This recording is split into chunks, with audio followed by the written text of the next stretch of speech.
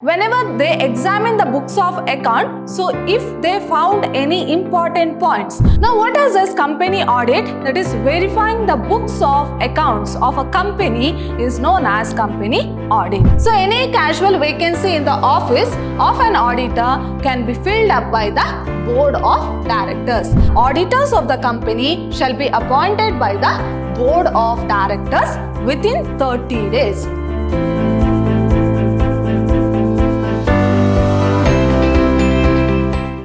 Everyone, I am Harshita, lecturer, Department of Commerce, Vidhyaashram First Grade College, the Temple of Excellence, Mysuru.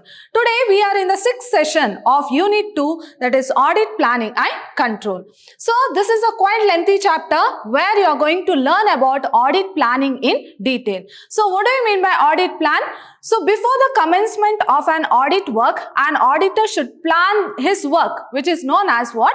Audit planning. Then we have learned about audit program. So this audit program contains a detail about all the work that has to be conducted by an auditor. So it includes distribution of work and distribution of work between the staff depending upon their qualification as well as experience. Then who has to do what type of work, each and everything will be mentioned in that program, which is known as audit program. Now we shall quickly recall what we have discussed in a previous session.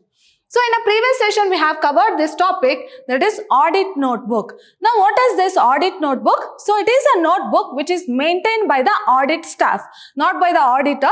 So it is maintained by the audit staff, where whenever they examine the books of account, so if they found any important points, so that important points will be recorded in a book which is known as audit notebook. Now what is this audit notebook? It is a book which contains all the important points relating to audit or in the process of auditing. So that is known as what? Audit notebook. Next we have learned about maintenance of audit notebook. So how we have to maintain the audit notebook. So it may be in the form of sheets or a book, but it has to be preserved carefully till the end of financial year, or it has to be preserved carefully in the office of an auditor. Next, contents of audit notebook. Next, advantages and disadvantages of audit notebook. So these are the few topics which we have discussed in a previous session. In today's session, we shall continue with new topic, that is company audit. Now, what is this company audit? Auditing in a company is known as company audit. So, you know, for each and every type of organization, we are following different types of law. For example, for company, we are following Companies Act 2013. In the same way, for partnership firm, we are going to follow the Partnership Act. In the same way, here also for company, we are following Companies Act 2013. So whatever the accounts as well as the auditing we are going to make, so that has to be according to that particular law, that is Companies Act 2013. Now what is this company audit? That is verifying the books of accounts of a company is known as company audit. Now let us see, and the person who examines the books of accounts of a company is known as what? Company auditor. Now what is the meaning of company auditor? An auditor of a company can be defined as a qualified chartered accountant. Now what is the qualification of a company auditor? He should be a chartered accountant. Clear? So he should be a qualified chartered accountant appointed for the purpose of examining the accounts. So where the accounts has to be examined of joint stock company. So company is nothing but what? Joint stock company. So here a qualified person who is qualified as per Chartered Accountant of India, who is having the certificate, can go for auditing or examine the books of a joint stock company and giving the report of thereon to the shareholders. So why he has to report to the shareholders? Because shareholders are the real owner of the business. Now, after examining the books of account, so that report has to be submitted to the shareholders every year at the annual general meeting. So, at every annual general meeting, he has to submit the report To whom? To the shareholders. Now what you have to remember here, who is an company auditor? He should be a qualified chartered accountant who examines the books of joint stock company, and the result has to be presented to the shareholders in the annual general body meeting. So this is about company auditor.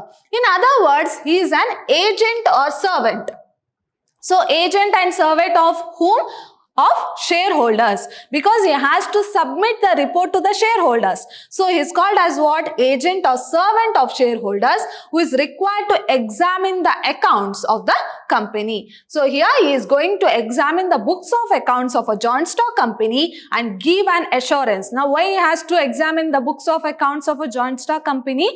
To tell that, or to check the accuracy of the books of accounts of a company. That is, to assure the accuracy of books of account of a joint stock company and give an assurance to the shareholder that the annual accounts of the company are bona fide, that is correct as well as accurate, and they give a true and fair view of the state of affairs of the company. Now why? So the main intention of auditing is to check the accuracy of books of account. In the same way, so here what you have to remember, here company auditor examine the books of accounts of a joint stock company in order to check the accuracy of books of accounts, which has to be presented to the shareholders, giving an assurance that the accounts which is maintained by the company is accurate.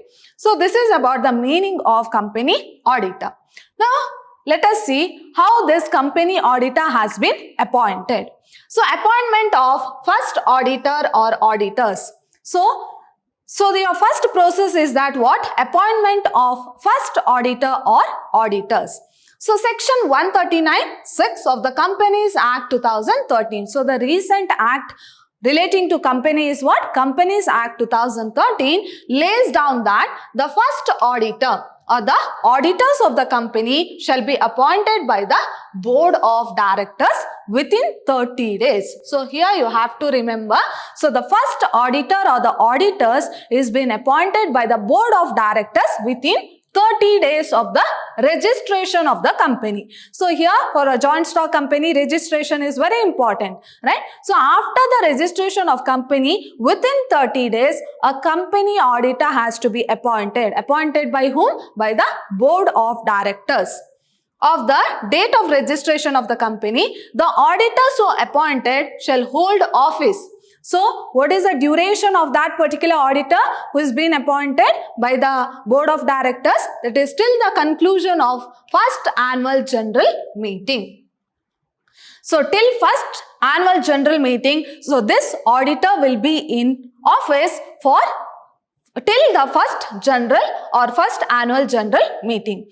So here the first auditor is being appointed by the board of directors. So according to Companies Act 2013, the first auditor has to be appointed by board of directors, and that is within 30 days of registration of the company, and the duration of that particular auditor will be till the next annual general meeting. So in the annual general meeting, he has to present this books of account, that is accuracy of books of account in the form of audit report to the shareholders of the company. If the board of directors fails to exercise, suppose within 30 days of the registration of the company, if the board of directors does not appoint an auditor, then in such cases fail to exercise its power, it shall inform the members of the company. Here the members will appoint an auditor. In such case, the first auditor are appointed by the members in an extraordinary general meeting within 90 days. So according to Companies Act, so before 30 days of the registration, a company auditor has to be appointed. Suppose if the board of directors does not appoint an auditor, then it may give charge to the members of the company to appoint the auditor, that is within 90 days. Next, appointment of subsequent auditor. So hope you know about the appointment of a first auditor. Now we shall see how this subsequent auditor has been appointed.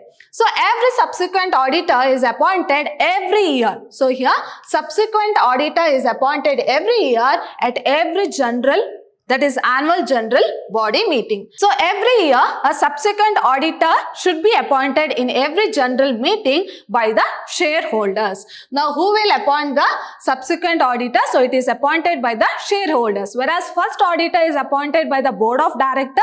If the board of director fails, then the charge will be given to the members of the company, whereas subsequent auditor will be appointed by whom? By the shareholders in every annual general body meeting. A subsequent auditor appointed by the shareholders at any annual general meeting will hold office. So what is the charge of this subsequent auditor? So till the conclusion of next annual general body meeting. So from one meeting to another meeting. So this is the duration of what? That is subsequent auditor. So here what you have to remember, a subsequent auditor is appointed by the shareholders and they are appointed on the annual general body meeting, and the duration of that particular auditor will be till the next annual general body meeting, where he is going to submit the audit report to the shareholders. Next, appointment of an auditor by the central government. So this is a third type of appointment. So if a subsequent auditor is not appointed by the shareholders, suppose if the subsequent auditor who has to be appointed by the shareholders has not been appointed at any annual general body meeting, the company must bring it to the notice of central government. So here, if the subsequent auditor is not being appointed by the shareholder, then that has to be brought into the notice of central government within 7 days of conclusion. That I have told you, the subsequent auditor is being appointed on the annual general meeting, right? So in the annual general meeting, if the shareholders have not appointed the subsequent auditor, then it has to bring into the notice of central government within 7 days of meeting. Within 7 days of meeting, on receiving the notice, the central government can appoint an auditor and fill the vacancy. Now what happens? Of course, I have told you, subsequent auditor will be appointed by the shareholders in the annual general meeting, and the duration of that particular auditor will be till the next annual general meeting. Suppose in the meeting, if the subsequent auditor is not been appointed, then it has to be brought to the notice of central government. So what the central government will do? Within 7 days, so it has to be brought into the notice of central government. Then after receiving the notice, what the central government will do? Central government will appoint an central government will appoint an auditor, that is subsequent auditor. Next is appointment in case of casual vacancy. So if there is any casual vacancy in respect of auditor, so who will appoint this casual vacancy? So any casual vacancy in the office of an auditor can be filled up by the board of directors. So this casual vacancy, so if there is any casual vacancy on auditors, so who will appoint that type of auditor? That is board of directors. However, the casual vacancy caused by the resignation of an auditor cannot be filled by the board of directors. So here, if an auditor is been already there and he is being resigned, so that position cannot be filled by the board of directors. So if any extra auditor is required, so that is known as what? Casual vacancy. So that only can be filled by the board of directors. So it can be filled by the shareholders at the general meeting. Of course, if any auditor have been resigned, so that position will be done by whom or appointed by whom? In such situation, that position will be filled through the help of shareholders. If any extra auditor is required, then that casual vacancy will be filled by the board of directors. An auditor appointed to a casual vacancy can hold office only till the conclusion of next annual general meeting. Here also, the duration of an auditor will be till the next annual general meeting. Now, what you have to remember here, appointment in case of casual vacancy. So here, this type of vacancy can be filled by whom? By the board of directors. Suppose if any working auditor has been resigned, then in such cases, here the board of director does not have the right to fill that vacancy. Shareholders have the right to fill that particular type of vacancy. Whereas if any extra auditor is required, that is known as what? Casual vacancy, that will be filled by the board of directors, and the duration of such kind of auditor will be till the next annual general meeting. So this is all about appointment of an company auditor. Now let us see what is the qualifications of a company auditor. As I told, he should be a very qualified person because he is going to examine the books of accounts of a company. So he should be a very qualified person who should have all the knowledge of this accounting process as well as auditing process. Now let us see what are the qualifications of an company auditor. Very important question. You might get a question on who is a company auditor. So they might ask how the company auditor has been appointed and what are the qualifications and disqualifications of a company auditor.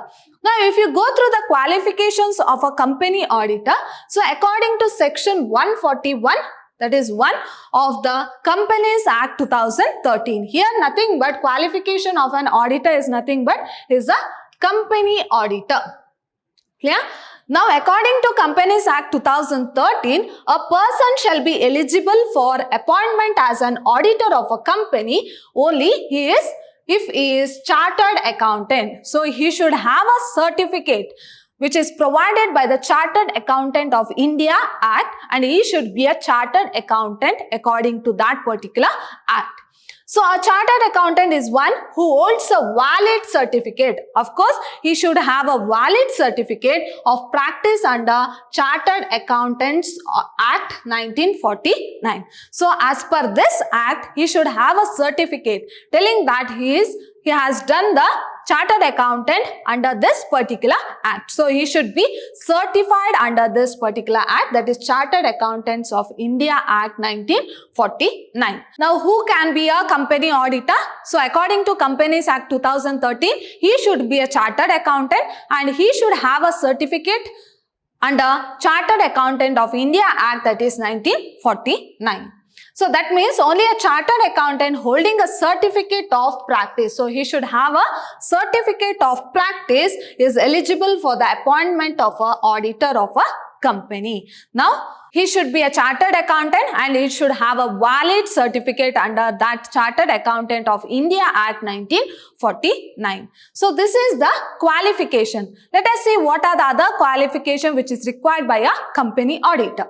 So the firm including a limited liability, that is limited liability partnership, where majority of the partners practicing in India are qualified for the appointment as an auditor of the company. So a firm including a limited liability partnership. So what do you mean by limited liability partnership? According to the contribution, that is capital contributed. So to that extent only the liability will be limited. So that is known as what? Limited partnership. So this is a type of partnership where the liability of each and every partner will be limited only to the extent of capital contributed by them. So where majority of the partners practicing in India are qualified for the appointment of an auditor of the company. So the partners of limited liability partnership can also be appointed as an auditor of the company. Further, a chartered accountant is also subject to the requirements of ethical conduct as contained in the Chartered Accountants Act. So all the conduct or the ethical conduct should be according to Chartered Accountant Act. So then only he can or he is eligible to become an auditor of a company. Now what you have to remember, a person who has a valid certificate as a chartered accountant under Chartered Accountant of India Act 1949 can be eligible for the appointment of a company auditor. And the other thing is that the partners of a limited liability partnership can also practice or is also eligible for the appointment of an auditor of a company. Now let us see what are the disqualifications of a company auditor. So here auditor is nothing but company auditor. Let us see what are the disqualifications. So till now we have discussed about the qualifications of a company auditor. Let us see one by one what are the disqualifications of a company auditor. So the following persons have been disqualified under section 141(3) of the Companies Act 2013. So since we are following all the instructions relating to Companies Act 2013 because so here the auditing is relating to company, right? So they have to follow the regulations, rules of Companies Act 2013. So according to Companies Act 2013, let us see what are the disqualifications of a company auditor from being appointed as an auditor of a company. So the first one is a body corporate other than a limited liability partnership. So I have told this is one of the qualities of a company auditor, right? Qualification of a company auditor where he should be a partner of limited liability partnership. Then he is eligible for a company auditor. Suppose other than limited liability partnership, a body corporate cannot become an auditor of the company. Next, an officer of the company. So, an officer of the company cannot become a company auditor. Next, a person who is a partner or who is in the employment of an officer or employee of the company. So, here a person who is a partner. Except this limited liability partnership, if a person is partner of any of the partnership firm, then he cannot become a company auditor. At the same way, if any person who is having an employment under an officer or who is an employee cannot become a company auditor. Next, a person who or his relative or partner is holding any security or interest in the company. For example, if a person is a relative, who is a relative of a person who is holding security of the company, then he cannot become a company auditor. A person who or his relative or partner is holding any security or interest in the company or its subsidiary or of its holding or associate company or subsidiary of such holding company cannot become a company auditor.